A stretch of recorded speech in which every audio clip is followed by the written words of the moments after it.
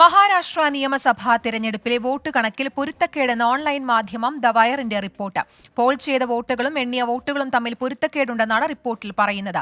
Paul ചെയ്തതിനേക്കാൾ 5 ലക്ഷം വോട്ടുകൾ കൂടുതൽ എണ്ണിയെന്നും the wire report ചെയ്തു. വിവരങ്ങളുമായി ശ്രീനാഥ് ചന്ദ്രൻ ചേരുന്നുണ്ട്. ശ്രീനാഥ്, റിപ്പോർട്ടിൽ പറയുന്ന കാര്യങ്ങളുടെ കൂടുതൽ വിവരങ്ങൾ എന്തൊക്കെയാണ്?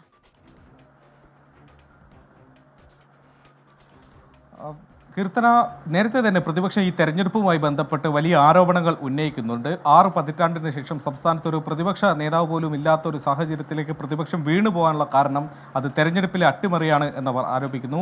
അത്തരം വാദങ്ങൾക്ക് ഒരുപക്ഷെ ശക്തി പകരുന്ന കണ്ടെത്തലുകളാണ്, വെളിപ്പെടുത്തലുകളാണ് ദ വയറിൽ ഇപ്പോൾ കാണാൻ കഴിയുന്നത്.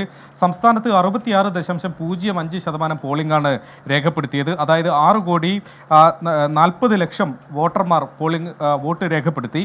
അതിൽ തന്നെ വോട്ട് എണ്ണിയ വോട്ടുകളുടെ എണ്ണം 6,45,00,000. അതായത് 5 ലക്ഷത്തോളം വോട്ടുകൾ അധികമായി എണ്ണി തീർന്നു എന്നതാണ് ഈ കണക്കുകൾ പറയുന്നത്.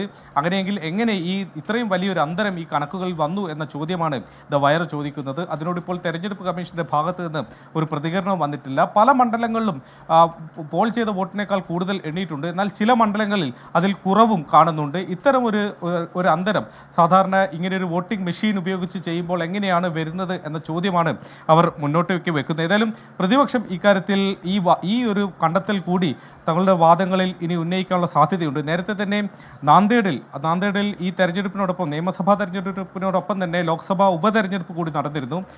ലോക്സഭാ മണ്ഡലത്തിന്റെ പരിധിയിൽ വരുന്ന നിയമസഭാ മണ്ഡലങ്ങളിലൊക്കെ വലിയ ഭൂരിപക്ഷത്തിലാണ് BJP സ്ഥാനാർത്ഥികൾ ജയിച്ചതെങ്കിൽ ലോക്സഭയിലേക്ക് വരുമ്പോൾ അവിടെ കോൺഗ്രസ് സ്ഥാനാർത്ഥി നേരിയ ഭൂരിപക്ഷത്തിനാണെങ്കിലും ജയിക്കുന്നു. അതായത് നിയമസഭകളിലെ ഈ കണക്കുകൾ കോൺഗ്രസ് എടുക്കുമ്പോൾ ഓരോ മണ്ഡലങ്ങളിലെ കണക്ക് പരിശോധിക്കുമ്പോൾ ഏതാണ്ട് 2 ലക്ഷത്തോളം വോട്ടിൻ്റെ ഒരു ലീഡ് ആ തരത്തിൽ BJPക്കുണ്ട് ഈ തെരഞ്ഞെടുപ്പ് ഫലം പരിശോധിക്കുമ്പോൾ. പക്ഷേ ലോക്സഭയിലെ ആകെ കണക്കിലേക്ക് വരുമ്പോൾ അത് കോൺഗ്രസിന് പുറകിലാവുന്നത് എങ്ങനെയാണ് എന്ന ചോദ്യമാണ് അവർ മുന്നോട്ട് വെക്കുന്നത്. ഏതായാലും വരും ദിവസങ്ങളിലും ഇതുമായി ബന്ധപ്പെട്ട ചർച്ചകൾ തന്നെയാകും ഒരുപക്ഷെ മഹാരാഷ്ട്രയിൽ സജീവമാവുക. കീർത്തനം. ശരി, ശ്രീനാഥ് ചന്ദ്രനാണ് വിവരങ്ങൾ നൽകിയത്.